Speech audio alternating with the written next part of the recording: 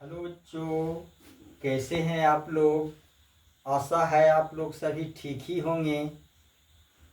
पिछली वीडियो में मैंने कक्षा 9 के शब्द और साखियाँ के 4 दोहे को पढ़ाया था। आज मैं 5वां दोहा को पढ़ा रहा हूँ, जो है हिंदू मुआ राम कही, मुसलमान खुदाई, कहे कबीर से जीवता जो दुह के निकट न जाई। जो प्रस्तुत काव्यांश है उसमें कबीरदास जी का कहना है कि जो सांप्रदायिकता के भेदभाव है उससे ऊपर उठने पर राम और रहीम दोनों में किसी प्रकार का भेद नहीं किया जा सकता है। इसलिए आगाह किए हैं, चेतावनी दिए हैं कि राम और रहीम में जो भेदभाव है उससे ऊपर उठकर हरि का भजन कीर्तन करने पर इसमें बल दिया गया है। तीसरा है कावा फिर काशी भया, राम ही भया रहीम, मोट चून मैदा भया, बैठी कबीरा जीम।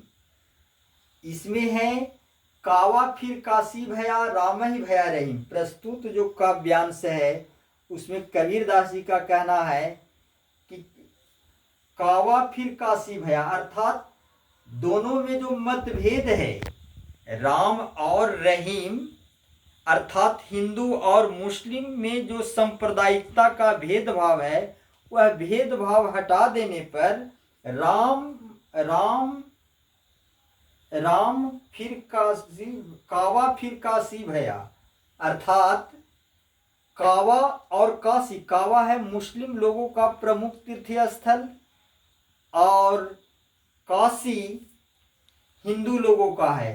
तो इन दोनों में कोई विभेद ही नहीं रह जाता है सांप्रदायिकता का भेदभाव समाप्त हो जाने पर। जिस प्रकार से मोटा चून और मैदा दोनों में यदि अभेदता को समाप्त कर दिया जाए तो दोनों एक समान हो जाता है, ठीक उसी प्रकार से कावा और काशी दोनों में अभेद को समाप्त कर दिया जाता है तो एक हो जाता है, अर्थात जो राम है वही रहीम है, परमात्मा एक है।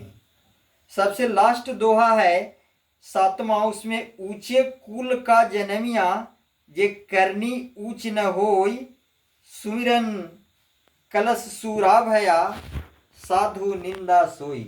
प्रस्तुत जो काव्यांश है उसमें बताया गया है कि व्यक्ति जन्म से महान नहीं होता है, व्यक्ति अपने कर्म से महान होता है। ऊंचे कुल में जन्म लेने से क्या होता है, जब व्यक्ति का कर्म ऊंचा न हो।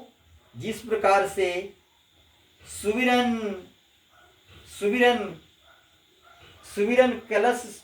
सुविरन कलश सूरा भरा, जिस प्रकार से सोने के कलश में यदि मदिरा भरा हुआ है तो क्या लोग उसकी निंदा नहीं कर सकते हैं, अर्थात सज्जन व्यक्ति उसकी निंदा अवश्य कर सकते हैं। इसलिए बड़े ऊंचे खानदान में जन्म लेने से क्या, यदि व्यक्ति का कर्म ऊंचा नहीं हो तो उसी प्रकार से जिस प्रकार से सोने के कलश में मदिरा भरा हुआ होता है, जितनी आलोचना की जाती है उतनी ही उसकी भी आलोचना की जाती है। अतः इसे ऊपर उठकर अपने कर्म पर ध्यान देना चाहिए। ठीक है, इसके बाद आपको ये पाठ जो है समाप्त हो गया। अगले वीडियो में आपको क्वेश्चन आंसर दिया जाएगा। थैंक यू बच्चों।